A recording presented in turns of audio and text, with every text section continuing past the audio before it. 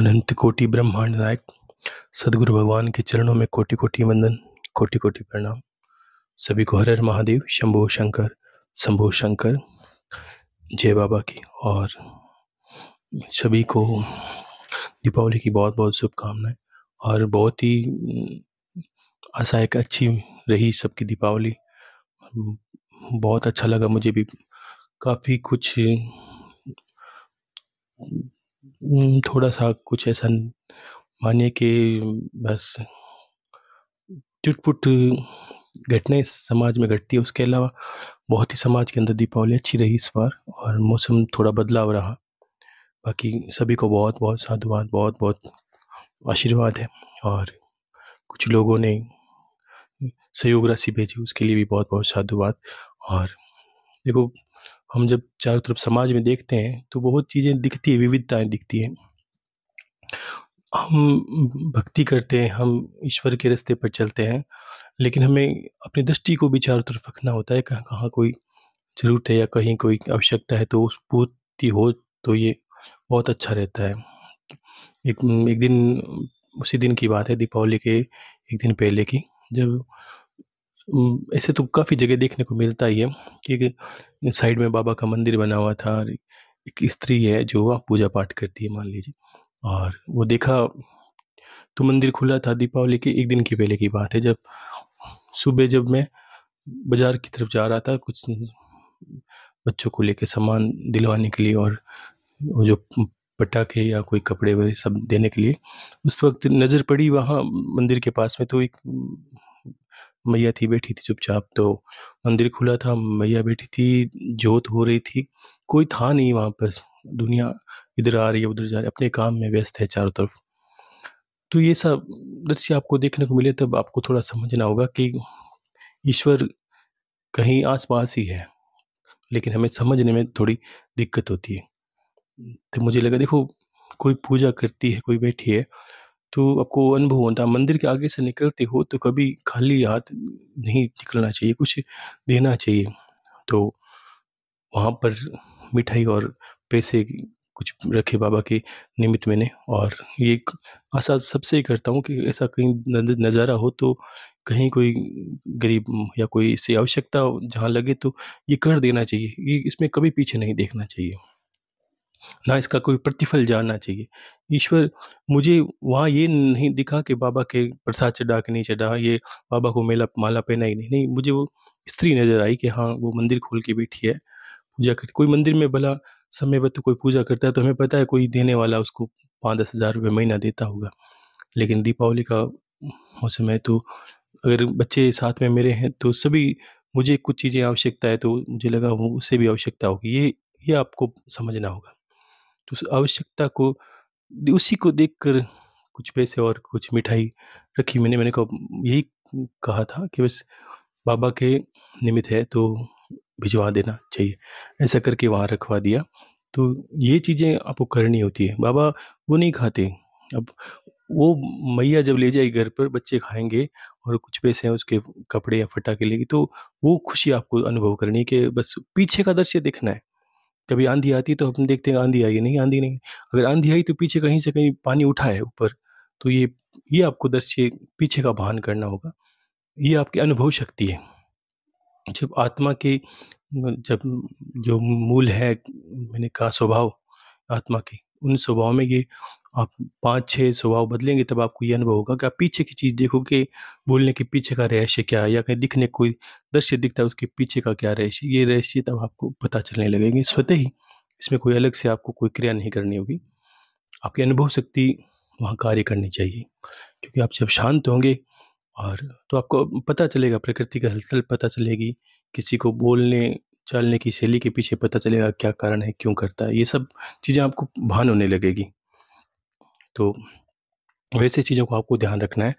पुनः वापस सभी को बहुत बहुत साधुवाद और बहुत बहुत ही आशीर्वाद है, शुभकामनाएं सभी को कि दीपावली सबकी अच्छी रही। और बाकी कुछ लोग, 2-3 लोग हैं जिनको मैं आशीर्वाद देना चाहूँगा। एक है, इन्होंने बहुत मैसेज किए, सरिता जी धीमान है, तो गुरुदेव ने आशीर्वाद की आवश्यकता है। तो सरिता जी धीमान है, बहुत बहुत आशीर्वाद है सरिता जी। और खुश रहिए। आशीर्वाद देखो सभी के साथ है, कभी-कभी क्या होता है कि नाम ले नहीं पाता या कोई मैसेज समझ में नहीं आती या पकड़ नहीं आ पाता मैं मैसेज को। और बाकी सभी के लिए ढेर सारा आशीर्वाद है, शुभकामनाएँ। और एक 2 और प्रश्न हैं, कुछ मैं कहूँगा, 2-3 प्रश्न हैं लोगों के। एक है सुखविंदर जी, इनको भी बहुत-बहुत आशीर्वाद है। इन्होंने हरियाणा से हैं। इनका बेटा है मिठा, पुलकित, मेरी बेटी मुस्कान और मेरे पति संजय को आशीर्वाद दें। बहुत-बहुत आशीर्वाद है आपको। और एक प्रश्न है,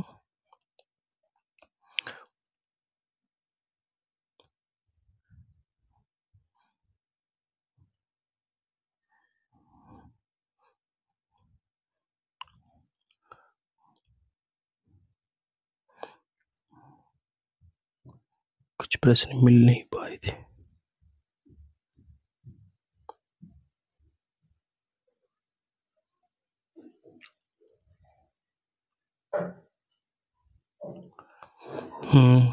इन्होंने लिखा है कि जगपाल सिंह है। इन्होंने लिखा है कि मैं नित्य सूर्योदय से पहले 1 घंटा गायत्री जप अजपा कर रहा हूँ सुबह शाम में, लेकिन मुझसे 10 मिनट से ज़्यादा पद्मासन में बैठा नहीं जाता। पैरों में दर्द रहता है, पैरों में दर्द करते हैं, फिर मुझे पैर बदलकर 7-8 बार पूरा कर पाता हूँ। क्या मैं सही कर पा रहा हूँ? मुझे कभी बाहर आना-जाना हो तो, या रेल या बस में सफ़र में हो, तब कैसे करूँ ये साधना सुबह-शाम? बताएँ। जसपाल सिंह जी। देखो ये एक साधना नहीं है, आप ये बात को समझ नहीं रहे हो। ये एक आप जो नित्य क्रिया है, सूर्य आपको आपका भी गुरुमुखी होने के बाद या इतने ज्ञान को सुनने के बाद आपकी एक दिनचर्या है, ये कुछ फिर समझ लें कि सुबह सूर्य उदय से पहले उठना है। आपका ये पहली दिनचर्या का पहला नियम है। आपको सूर्य भगवान को जल अर्पित करना है। पूजन करके बाद भी कर सकते हैं, लेकिन आपका उठना सूर्य उदय से पहला होना चाहिए, पहली बात। दूसरा कि सुबह 10 मिनट आप 1 घंटा गायत्री जप करते हैं, अच्छी बात है। और उसके बाद अजपा जप कर रहा हूँ। हाँ, अजपा चलता रहता है, आपको इसके साथ होना है, ये साधना नहीं है। गायत्री देखो मैंने क्या कहा, एक माला गायत्री अगर नित्य कोई हवन कर दे या एक माला आप गायत्री करते हो, तो एक माला गायत्री 3 दिन के पापों को नाश कर देती है। पिछले तो 3 दिन के पाप है, उसका संताप नाश कर देती है। पूर्ण अगर आप अनुष्ठान करते हो, उसमें आपकी ओरा ऊर्जा जो है अभी ऐसी संभव नहीं। गायत्री करने के लिए बहुत सावधानियाँ बरतनी पड़ती है कि इतनी आप नियम रख नहीं पाते इंसान। तो हम क्या करें, अजपा करें। अजपा का भी पुण्य उतना ही है और उससे ज़्यादा भी है। अगर आपको कहूँगा भई 1 दिन भर में जो कमाई करते हो, आप उसको 1 घंटे में कर लो, तो आप कोशिश यही करो कि 1 घंटे में जो करते हो वो कर लो।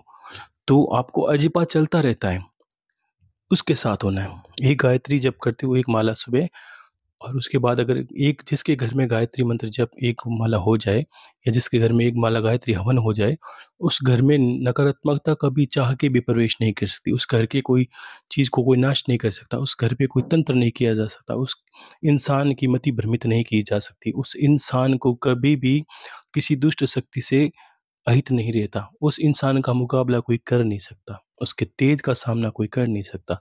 अगर जहाँ से वो निकलने लगे, धीरे से इसलिए बताया है कि आपको आवश्यकता नहीं कि एक सीधे 24 लाख का करो या 1 लाख का करो, ऐसा नहीं होता। आपकी पात्रता होती है, लेकिन एक-एक करते-करते ही बहुत हो जाओगे। अभी जीवन पड़ा है, करते रहें आप। एक माला गायत्री जप कर लें सुबह, सूर्य उदय से पहले। और एक जो 11 या 21 आहुति घी की, या जो गाय के उपले होते हैं उस पर घी की आहुति दे सकते हैं आप।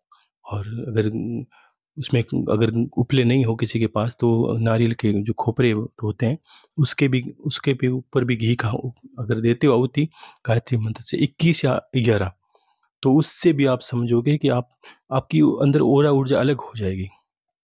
ठीक है ना? और ये आपकी दिनचर्या है सुबह की। उसके बाद आपकी पूजन पाठ तो रोज़ आप करते हो, उसमें धूप दीप बत्ती करते रहें कुल देवी की निमित्त। अब जो गायत्री करते हो वो सबको समर्पित है। और अजपा करते हो, अजपा तो इसके साथ होना है, सुबह-शाम। तो मैंने क्या देखो, ये करता क्या है? अब आज की बात आपको मैं थोड़ी बार में समझाऊँगा बड़ी से बड़ी कर कर।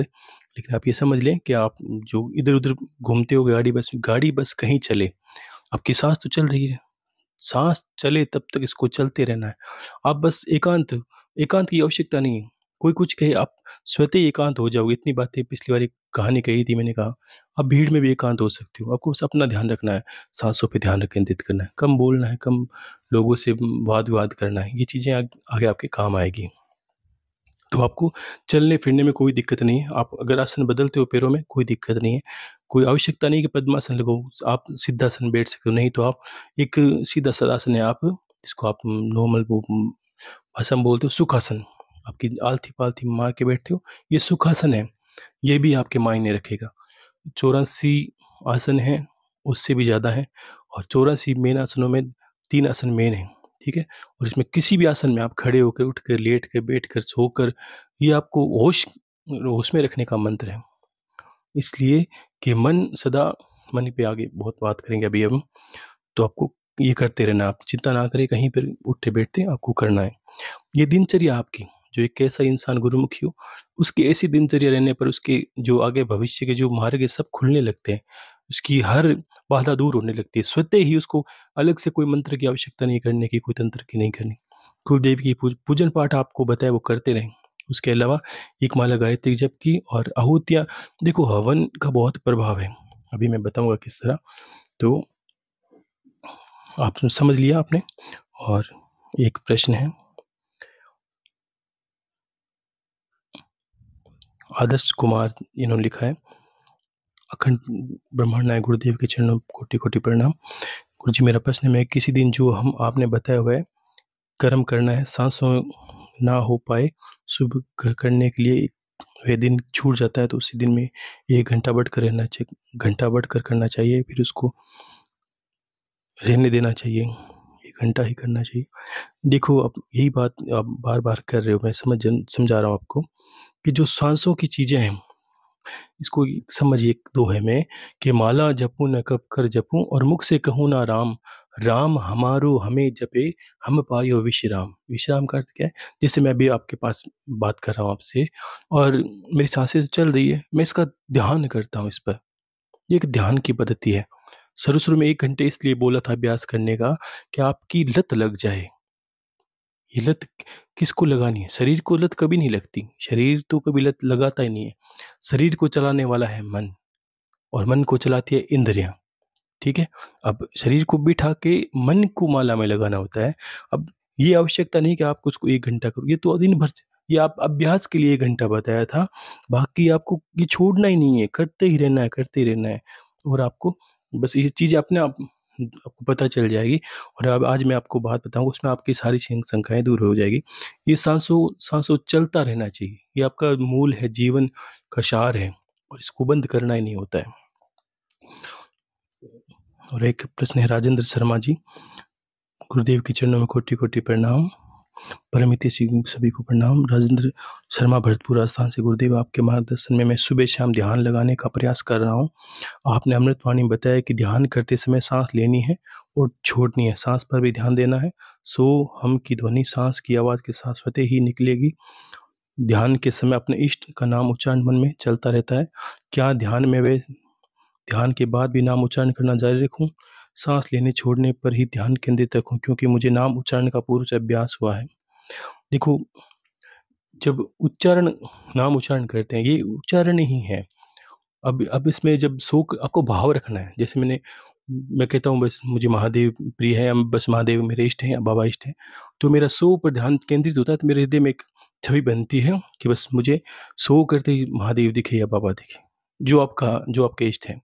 और हम की एक ध्वनि है, वो मेरे अंदर है या मैं ही हूँ वो। सोहम, सोहम, ये भाव रखना है। बोलना तो शुरू-शुरू में ऐसे 1 घंटा आपको आपके अभ्यास के लिए बुलवाया था, बाकी ये बोलने का विषय नहीं है। साँसों पे ध्यान केंद्रित करना है, ठीक है? और नाम उच्चारण अगर आप की ज़्यादा लत है, आपको लगता है मुझे जान उच्चारण में है, तो ये तो आपको एक दोनों में से एक चयन करना होगा। अगर नाम उच्चारण करते हो ये नहीं कर पाओगे। और ये श्रेष्ठ है, नाम उच्चारण इसके साथ कीजिए। जब आप मान लीजिए आप राम, कृष्ण जो भी करते हैं, तब राम का ध्यान करते हैं या कृष्ण का ध्यान करते हैं, तो आप जब सो करें तो आपके हृदय में आज्ञा चक्र चक्र पर उसकी छवि देखें सो की। साँस ली, सो हम, बस उसकी छवि को देखते रहो अंदर-अंदर। अंदर का ही विषय है सब, बाहर तो कुछ है ही नहीं। तो छवि को देखते-देखते अपना ध्यान करते रहो। आँखों अगर आपकी मन भटक रहा है, तो आँखें खोल के उस चित्र को सामने रख लीजिए। उसको देखें, फिर आँखें बंद करें, फिर सोहम पर ध्यान केंद्रित करें। ठीक है? और एक किसी ने प्रश्न किया है, गुरुदेव आप कोटि-कोटि प्रणाम। और गुरुदेव की कृपा से मैंने अनहद का अनुभव प्राप्त किया। वे आगे विशुद्धि चक्र में ऊर्जा का प्रबल प्रवाह पहुँचता है तो मुख खुल जाता है और तेज आवाज़ में हम की आवाज़ निकलती है। गुरुदेव मेरा प्रश्न है कि मुख खुलना सही मार्ग है या गलत?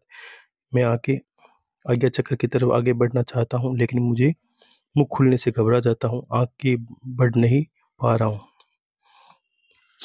देखो ऐसा ऐसा कुछ नहीं है कि आगे मुख खुले तो या तो दिक्कत है या बाधा है, ऐसा कुछ नहीं है।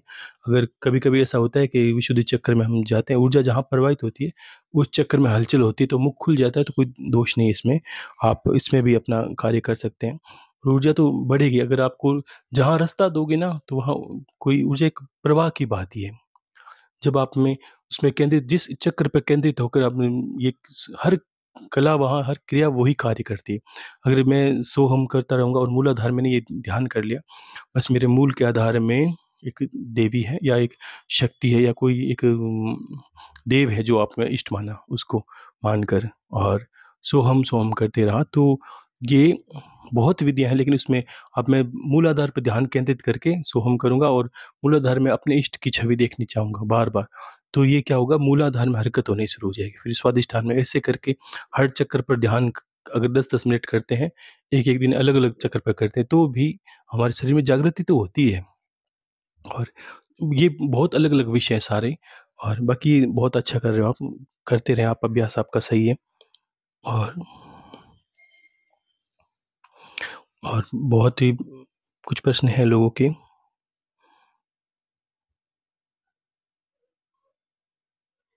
एक प्रश्न किसी ने लिखा है, प्रीति चौधरी जी, गुरुदेव को कोटि प्रणाम। जो कृपा आपने हम पर बरसाई है उसके बखान के लिए पास में कोई शब्द नहीं है गुरुदेव। मेरे भंवर स्वरूपी गुरुदेव, आपकी कृपा से मैंने अपनी कुल देवी को पाया। मैं सह परिवार उनके दर्शन के लिए गई थी, जैसा आपने कहा था। गुरुदेव बिल्कुल वैसे ही दर्शन हुए। पंडित जी ने गर्भगृह तक जाने दिया और भोग लगाने का अवसर दिया। गुरुदेव मेरा प्रश्न एक है, हमारे यहाँ पश्चिम उत्तर प्रदेश में पितरों के लिए खेतों में थान बनाए गए हैं और तीज त्योहार पर घर में कोई शुभ कार्य हो पर दीपक जलाते हैं और अपनी क्षमता अनुसार चादर चढ़ाई जाती है। और आपने जैसे कहा कि पितरों की पूजा ज़्यादा नहीं करनी चाहिए, तो क्या मैं सही या ये पूजा करनी सही है या गलत है? ये प्रीति जी चौधरी जी इन्होंने कहा, तो मैं इनको कहूँगा, देखिए पूजा, अब देखो कभी-कभी क्या होता है, जो पितृ होते हैं हमारे, तो दिन विशेष में उनकी दिन विशेष जैसे शादी ब्याह त्योहार होते हैं, तब उनको याद किया जाता है, क्योंकि वो घर के अंश माने गए हैं या आपके घर से जुड़े हैं, वो आपको प्रभावित करते हैं, तो आपको वो उस वक़्त जाना चाहिए।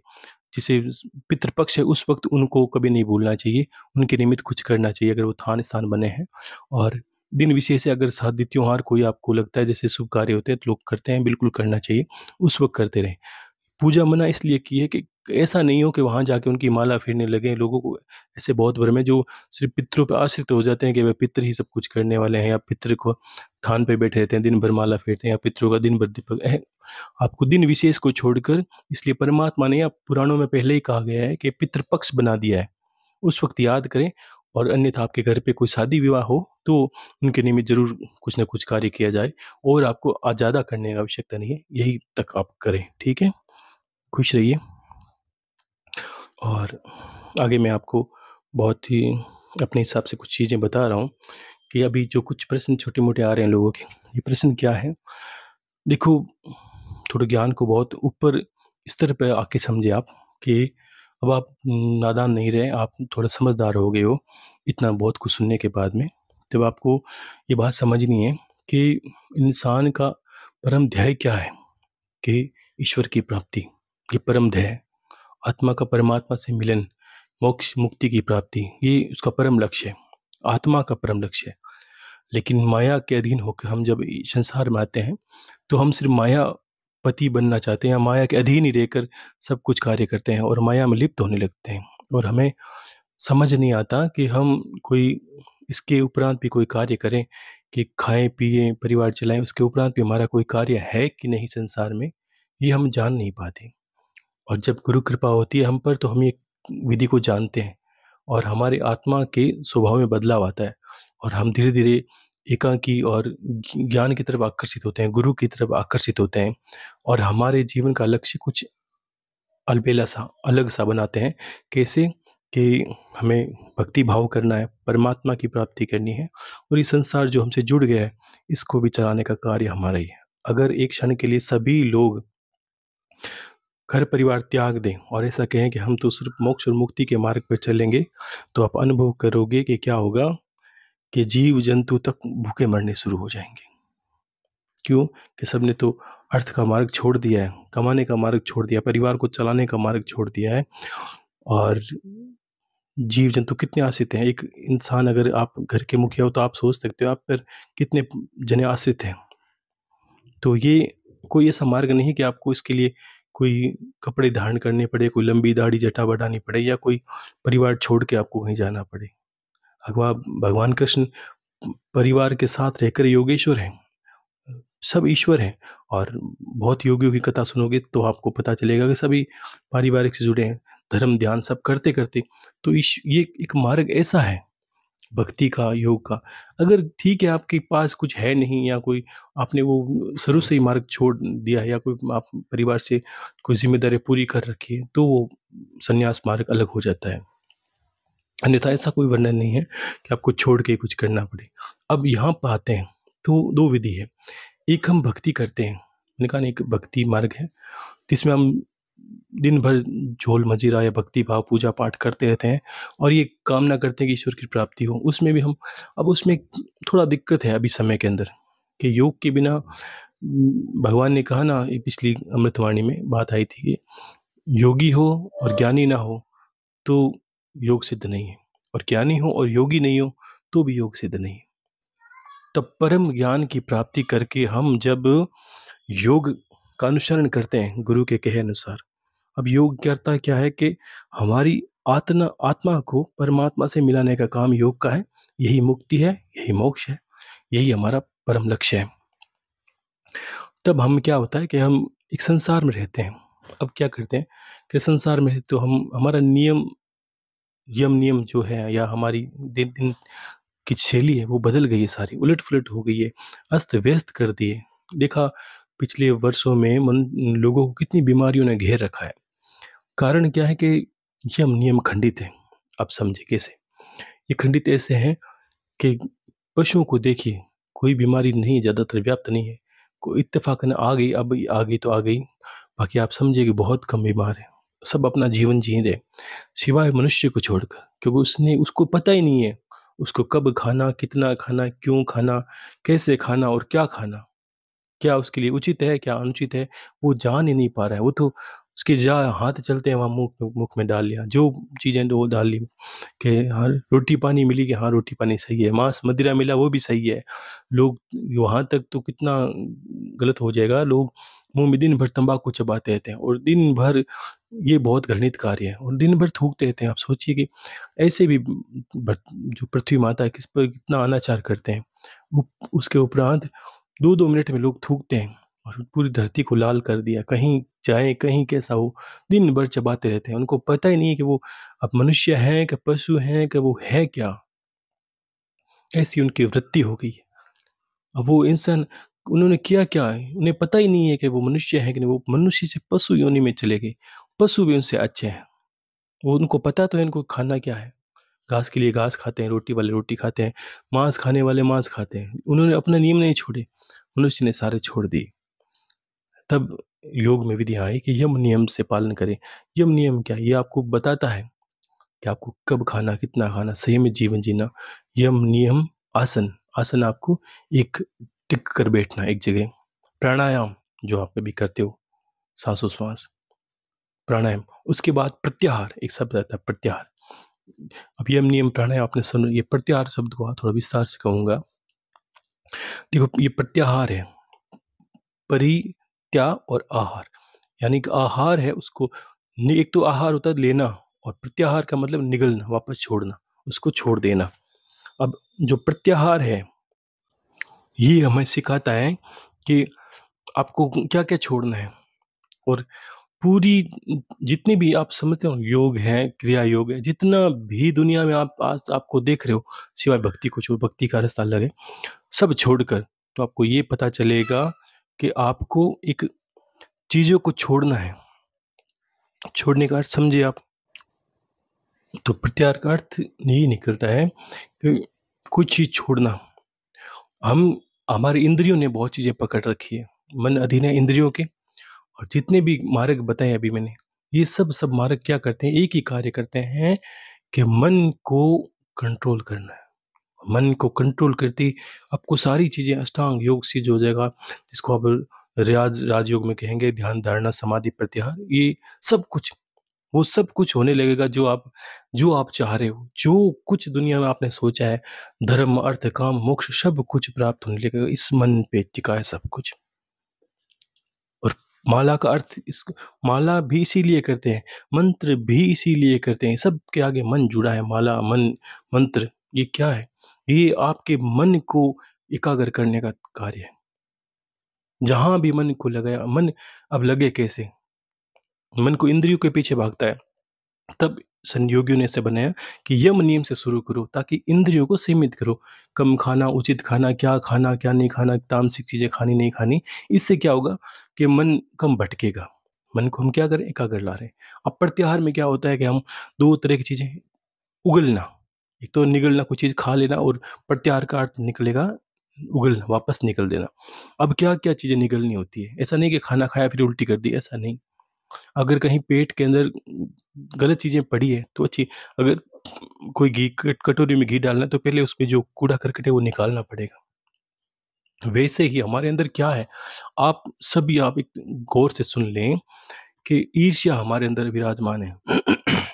द्वेष, क्रोध, घृणा, तामसिक जो कृत्य हैं वो, लोगों से बैर, कलेश, ये सब कुछ अंदर भरा पड़ा। आप खुद विचार करके देखें कि क्यों हम एकाग्र नहीं होते पाते? कारण यही निकलते हैं, आपके प्रश्न जो भी रहे, आपके प्रश्न जो भी रहे मन को लेकर, लेकिन ये कारण निकलते हैं। अब ये जाएँगे कैसे? ये निगलना, ये उगल वापस, ये आपको उगलना है, वापस बाहर फेंकना है।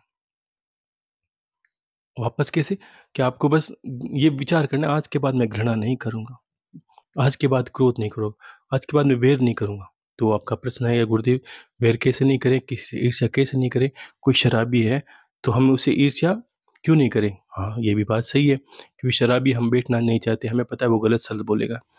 अब ईर्ष्या क्यों नहीं करनी है? लेकिन आपको उससे अलग रहना है, लेकिन ईर्ष्या नहीं करनी। ईर्ष्या को समझे क्या है? अगर आप बात समझें, अगर कोई कपड़ा मैला हो आपका, तो उस कपड़े से घृणा करेंगे कि आप उस मेल से घृणा करेंगे, मुझे बताएँ? तो आपको ये कहना हो पड़ेगा कि हम उस मेल से घृणा करते हैं। अगर कपड़े को साफ कर दिया जाए, तो कपड़ा वैसा ही है जैसे हम हैं। इसका अर्थ क्या है? अगर जो भी आपसे वैर रखने वाले हैं, या जो भी घृणित इंसान है, या जो भी गलत कार्य करते हैं, उसके अंदर उस अगर बुराई को हटा दिया जाए, तो वो हमारे जैसा ही है, बिल्कुल। तो हमें उसे घृणा का कोई कारण ही नहीं बनता, या तो उसको हम छोड़ दें अपनी स्थिति पर, या ऐसा कर दें कि हम अगर बदलना चाहें तो, इसीलिए तो संत कोशिश करते हैं, भक्त कोशिश करते हैं कि हाँ, आपको बदला है। आपके अंदर भी क्या था? गलत-गलत विचार, गलत आदतें, धीरे-धीरे आप भक्ति करते-करते, आज सत्संग सुनते, अमृतवाणी सुनते आप क्या हुए? वो मेल आपने धीरे-धीरे धोया। इसीलिए लोग कहते हैं सत्संग में जाओ। क्यों? कि वहाँ कुछ धोगे, छोड़ोगे। लोग तीर्थों में इसलिए जाते थे कि मैं आज सिगरेट छोड़ रहा हूँ, बीड़ी छोड़ रहा हूँ, तम्बाकू छोड़ रहा हूँ। क्यों? कि वो सब आपके लिए उगलना हुआ, प्रत्याहार है ये शब्द, यही लागू होता है कि आपको बहुत चीज़ें छोड़नी है, छोड़ देना जो जिसको आपने पकड़ा है। आप बेर करते हो, उसको बदल नहीं पाओ तो उसको अपने मस्तिष्क में रखना बंद कर दो, उसको देखना बंद कर दो, उससे कम काम लो। लेकिन आपको ये ध्यान रखना, उससे ईर्ष्या नहीं करनी है।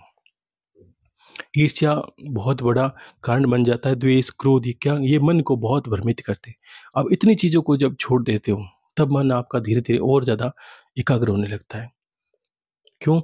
कि मन इन्हीं के पीछे भागता है। कोई इंसान में अगर अगर एक आपके पड़ोसी से बैर है, तो आप मानोगे नहीं कि जब भी आप उसको देखोगे, वो पड़ोस में दिखेगा तो सही, आप जितनी बार देखोगे आपका मन बहुत उसको गालियाँ निकालेगा, उसको ये भला-बुरा ये कहेगा, वो कहेगा।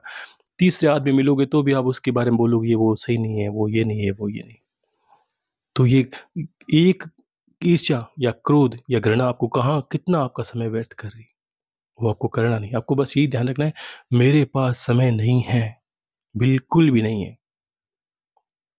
तो ऐसा कर नहीं मन मन को एकाग्रता आ जाती है। आप बोलोगे तो इससे ज्ञान प्राप्त होगा या भोग प्राप्त होगा, मोक्ष ये क्या है? जैसे मन एकाग्र होने से सभी सिद्धियाँ-रिद्धियाँ प्राप्त होने लगती हैं, सभी ज्ञान प्राप्त होने लगता है। अज्ञान का ही तो अंधकार है संसार में। अब ये क्या होता है, अगर जब मन एकाग्र हो जाता है, तो ये एक शक्ति की भाँति काम करता है। आपके सहायक जिस दिन ये हो गया, भगवान गीता में कहते हैं कि अर्जुन, इंद्रियों को घोड़े जान और मन को जान सारथी, आत्मा पीछे बैठा रथी। अगर सारथी है भगवान कृष्ण, अर्जुन की मैंने कहा एक गीता जो होती है कि जिसको कहते हैं आत्मगीता समझिए, जिसमें अर्जुन पीछे बैठा है आत्मा की भांति और भगवान उसको चलाने वाले हैं रथ को। अब जब मन भगवान की भांति धुरा को संभालेगा, तो उसे पता है कहाँ ले जाना है रथ को, किस दिशा में ले जाना है उसका उचित है। मन का जिस दिन साथ हो गया, सिद्धियाँ भी उसी दिन मिलेगी, सब कुछ कार्य हो गए, एकाग्रता बढ़ जाएगी। आपने जिस चीज़ पे फ़ोकस कर दिया, मुझे ये हासिल करना है, चाहे वो पैसों की चीज़ हो, चाहे वो आपके व्यापार की चीज़ हो, चाहे वो किसी को सुधारने की चीज़ हो, आपने